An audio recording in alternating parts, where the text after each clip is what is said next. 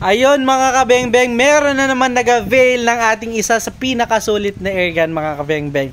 Ito po yung ating SPMC long tank, which is 17,900 na lang yan mga kabengbeng. Complete set na po.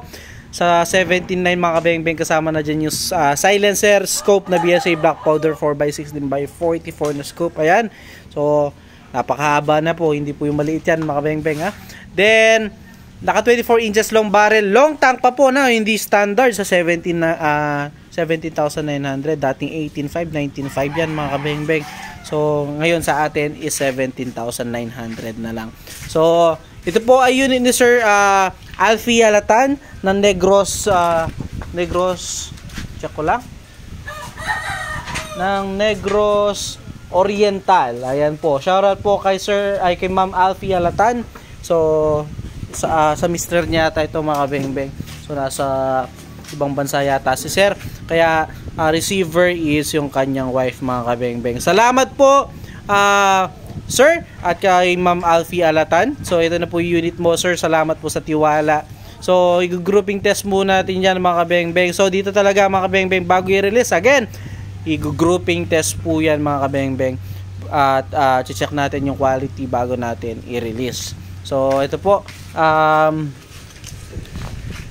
Ma'am Alfie, grouping test na po natin. Again, 2 cock po ito, no? Then 20 to 30 shots kada refill, long tank na po. Again, 17,900 lang po, no? So ito lagay ko na po yung ating side cam, then i-grouping test natin. Gamitan natin siya ng Astro 18 pellets, yung bagong release po, no? Yung bagong release ngayon. So ito na po. So wag na natin patagalin pa, nakalagay ni side cam. At okay na yung target doon sa 18 meters mga kabengbeng. Grouping test na po natin. So the moment of truth, Ma'am Alfie Alatan. So dito mga kabengbeng, bago talaga i-release yung ano natin unit, makakasigurado kang okay yan sa grouping test. Ako mismo mga kabengbeng, ako mismo ang susubok ng inyong unit.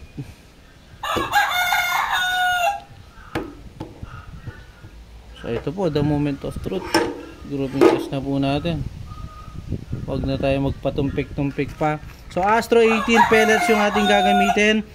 Unresized, unsorted, straight from the box na mga bala po, no?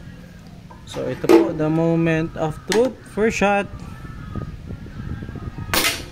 Ayan, ating first shot. Kung nakikita nyo po. Ayan. Second shot, grouping test tayo din. Final zeroing tayo. So ito medyo may ano yung ito. Second shot na po tayo.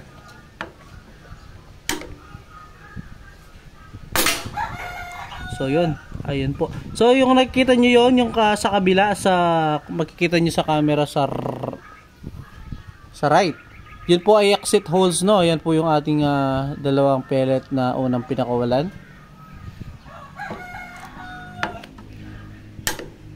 Third shot. Fourth shot, pang-apat. Pang-lima. Napakagandang tumama po. Ayan po. So, zero lang natin ng kaunti. Abol natin. Yan. Pang-lima. Pang-anim. Pang-pito. Napakagandang tumama po. Pang-walo. Napakaliit lang ng groupings natin mga bengbeng. Pang-siyam at pang-sampu na tayo. Pang-siyam at pang-sampu. So again, yung makikita nyo butas dun sa kabila, sa right nyo, dun sa bandang itaas ng scope, is ano po yan, exit holes, no? Nung kanina kasi pinutok natin, lumabas lang yung bala dun. Pagkita naman natin yan pagka lumapit tayo mamaya. So baka akala nila flyers po yan, no? So yan, 10 shots, napakalit ng groupings mga bengbeng. Ayan po, 10 shots po yan, no?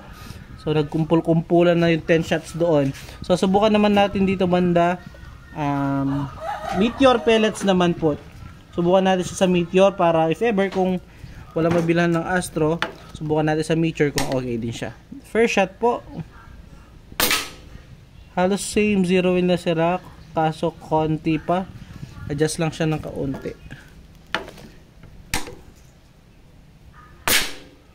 So yun po. Pellet to pellet. Napakagandang tumama. Diyan lang umitang kay inini. Natamaan yata yung ating ano dito. Lakom yan. Merong yan. Sampayan. So yung atang pangalawa natin is tumama dun sa tukod ng sampayan. So bali pangalawa pa lang yata ta. Ayun, napakagandang tumama po. Solid, nakita nyo naman po, no? So wala pong daya yan, straight from the scope. Yan, mas maganda yata tumama sa Meteor, mga kabeng-beng. Isa pa sa Meteor natin si Zero. Sa Meteor natin si Zero. Mas maganda yung groupings niya.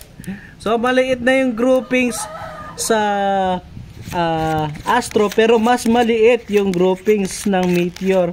So ganyan po ka-quality yung ating mga units, mga kabeng-beng. So talaga dito tinitest talaga natin yan.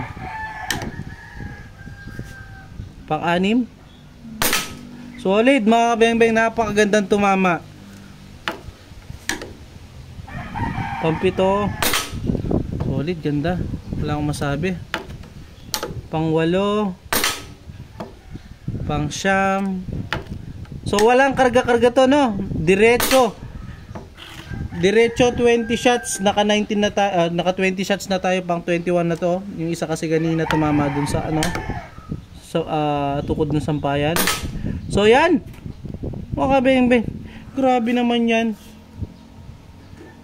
Pwede sa Meteor, pwede sa Astro, ganyan po ka-quality yung ating unit. So, sir, ewan ko na lang sa inyo. Hindi ako makapag-decide kung anong gagamitin natin bala, pero napakagandang tumama. Both Astro and Meteor. So, wala pong daya yan. Straight from the camera, straight from the scope. Kung ano yung nakikita ko sa scope, yun po yung nakikita nyo sa ating camera. So, salamat po, Ma'am Alfie. Lapitan po natin. Tig 10 shots, walang kargahan. Isang wala. So yan, mga kabeng-beng. So again, ito exit hole yan, no? Tumama siya dito, lumabas yung bala dito. So makita nyo naman, palabas yung ano ng karton. So 10 shots Astro, 10 shots Meteor, grabe. Sir, kahit anong gamitin mo bala, okay na okay yung unit mo. Salamat po. Yun lang.